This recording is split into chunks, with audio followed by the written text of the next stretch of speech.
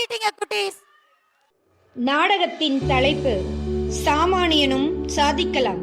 மயில்சாமி அண்ணாதுரை. கதாபாத்திரங்கள்: மயில்சாமி அண்ணாதுரை மாணவராகவும் விஞ்ஞானியாகவும், கிராமத்து முதியவர், தந்தை, விஞ்ஞானிகள் குழு, மாணவர்கள்.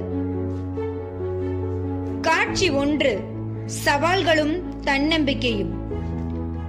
அண்ணாதுரை தனது தந்தையிடம் பேசிக் கொண்டிருக்கிறார். ஒரு கிராமத்து முதியவர் அங்கே வருகிறார். உன் ஜாதகத்தை பார்த்தேன்ப்பா. உனக்கு 11ஆம் வகுப்புக்கு மேல படிப்பே இல்லையாட்டிருக்கே. வேற ஏதாவது வேலைக்கு போகலாம்ல? இதை கேட்டு வருத்தப்படாத மகனே. உழைப்பும் முயற்சியும் இருந்துச்சுன்னா விதிவே மாற்றலாம். கவலைப்படாதீர்களப்பா. யார் என்ன சொன்னாலும் என் மெய்ப்பொருள் நானே கண்டறிவேன்ப்பா. எப்பொருள் யார் யார் வாய் கேட்பினும் அப்பொருள் மெய்ப்பொருள் காண்பது அறிவு. நான் விடாமுயற்சியுடன் படிப்பேன். காட்சி 2: மொழி கடந்த அறிவு. கல்லூரியில் சக மாணவர்களுடன் அண்ணாதுரை உரையாடல். அண்ணாதுரை, நீ தமிழ் வழியில் படித்தவன்டா. உன்னால இந்த ஆங்கில உலகத்திலாம் ஜெயிக்க முடியுமாடா? அறிவியல் தாய்மொழியில் கற்பது தாண்டா மிக சிறந்தது. சிந்தனை தாய்மொழியில் இருந்தால்தான் செயல்பாடு சிறப்பாக இருக்கும்.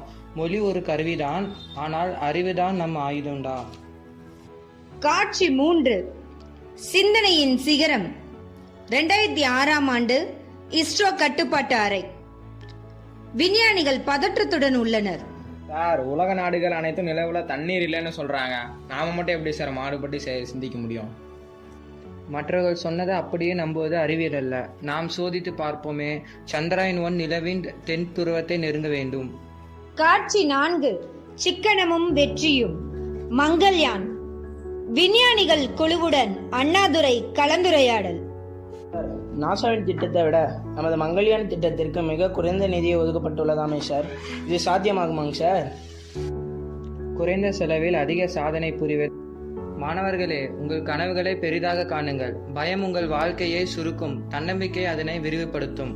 60க்கும் மேற்பட்ட செயற்கைக்கோள்களில் பணியாற்றிய என் அனுபவம் சொல்கிறது இதுதான். தோல்விகளை கண்டு அஞ்சாதீர்கள். அவற்றையே உங்கள் வெற்றிகளான ஏணியாக மாற்றிக்கொள்ளுங்கள். மயில்சாமி அண்ணாதுரை அவர்களைப் போல நாமும் வேற லெவல்ல சாதிப்போம்.